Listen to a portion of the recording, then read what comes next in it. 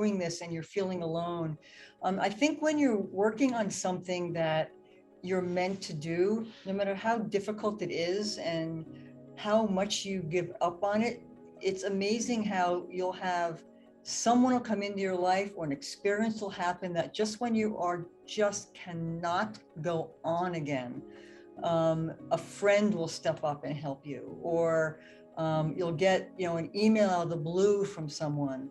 And I think these things, when you're working on anything that you really believe in, those are like when you're struggling a lot, you can ignore them sometimes. You don't realize that they are literally little messages, saying just keep going. And I just want to make sure that everyone who's working on something like that just doesn't give up. And I think,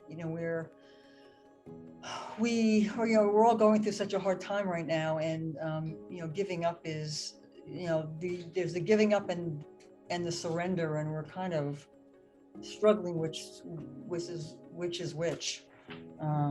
But I want to encourage everyone who's doing writing and books and workshops and everything else that they're doing, because the world really needs this stuff right now. My family was not supportive, which is not unusual for someone who's trying to do something unusual and different than anyone else in their family.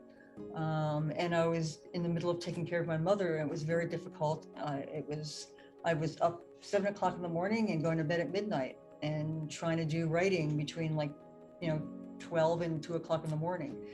I thought I was going to lose my mind. I thought I was going to die. I really thought that my life as I knew it was over, which it was.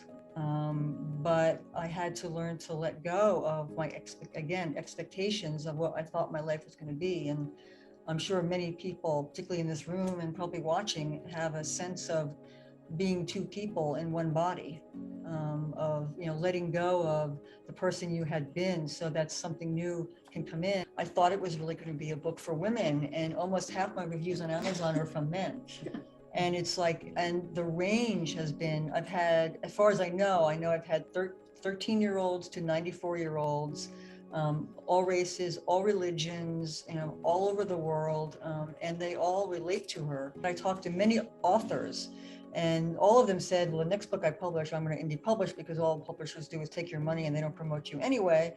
So I decided to indie publish, and that kind of, that's sort of the way I went, but I didn't have any idea. Most of my life, I've sort of been the one with the machete chopping down the forest. There's no path. And this was no different. I mean, I didn't know any authors. I didn't know anyone that published the book. I didn't know what I was doing. I was taking care of my mother. So I had to learn how to self-publish. So I Googled self-publishing.